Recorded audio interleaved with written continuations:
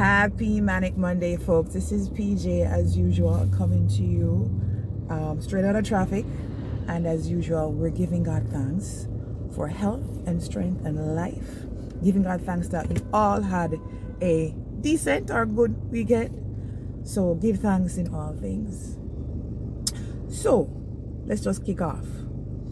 The schools that were featured in last week's airing of the double header round, the first of two, were the following schools: Glenmuir High, and they went up against Maggotty High from the parish of St. Elizabeth. So it was the Battle of the South. Just a little fun fact to note: Glenmuir they have copped the title at least 4 times. They came on the scene in the 1990s, and they have copped the title 4 times, inclusive of back-to-back winnings.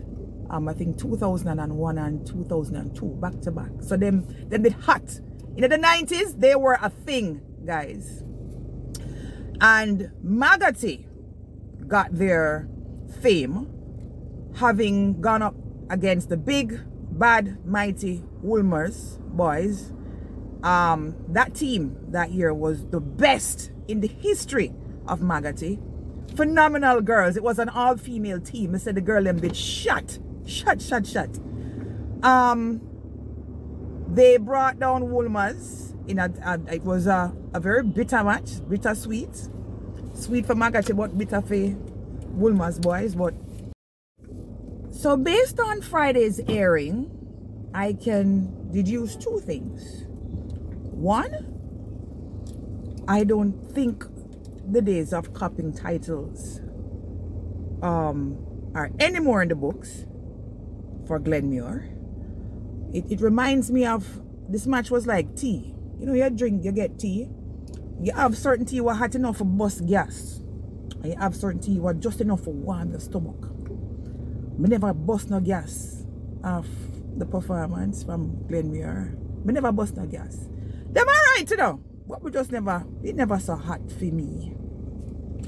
No, Maggotty, remember I mentioned about, you know, them bringing down the great mighty Woolmers boys. Well, the only thing I see them bringing down now is maybe some ground provisions for some other members of the other team. They could have bring down some for Glenmuir. Well, Glenmuir country school too, but them could have bring down some for the town people then, but no sir. The Maggotty, yeah, tepid. Them not even warm. Them cold.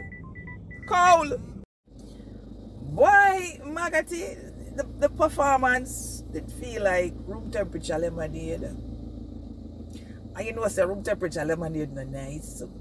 It's either lemonade very cold or it's hot. And yes, hot lemonade is tasty. It can actually be a tea substitute for those who, you know, run short a tea bag and all of them things there.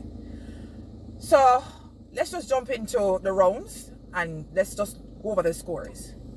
So at the end of the opening challenge, Glenmuir was on 4 and Maggotty on, not chippies, but 0. At the end of the speed section, Glenmuir was on 21 and Maggotty was at 9. During the buzzer round, the stance of Maggotty was to be still and lay low. And be still is what they did quite well. They held the 9, but, you know, Glenmuir advanced by 7 more points to end on 28. And so with that, folks, pretty much, let me tell you something. You see Maggotty, that team there, them try. Don't get me wrong. They actually did look like they put out effort in their limited capacity. And what do I mean by limited? Different schools get different coaches, and it depends on the experience and the strategies and the wealth of knowledge that these coaches bring to these teams. Such was not the case.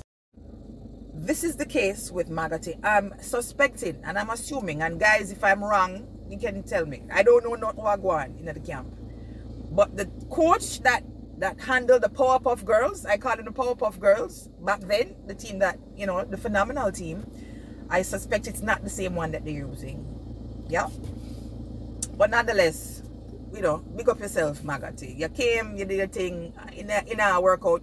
Back to the drawing board. See you again next year, because them not even wildcard will take them back to call it back for, if by some chance.